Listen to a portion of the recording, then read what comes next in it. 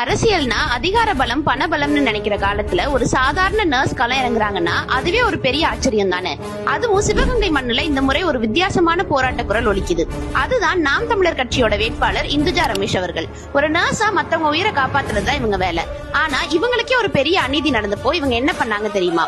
போன டிசம்பர் மாசம் நடந்த எஸ்ஐஆர் வாக்காளர் பட்டியல் திருத்தத்துல உயிரோட இருக்க இவங்களையே இறந்துட்டாங்கன்னு சொல்லி லிஸ்ட்ல இருந்தே தூக்கிட்டாங்க. இது தெரிஞ்ச அவங்க உடனே சிவகங்கை கலெக்டர் ஆபீஸ்ல நேருக்கு நேரா நின்னு கேள்வி கேட்டு அந்த அதிகாரிங்க கிட்ட போராடி சட்டப்படி தன்னோட ஓட்டுரிமையை திரும்பவும் மீட்டெடுத்தாங்க. தன்னோட சொந்த ஓட்டுரிமையே பறிக்க பார்த்த சிஸ்டத்தை எதிர்த்து நின்னு ஜெயிச்ச இவரால நாளைக்கு ஒரு தொகுதியோட உரிமையை மீட்க முடியாதா என்ன?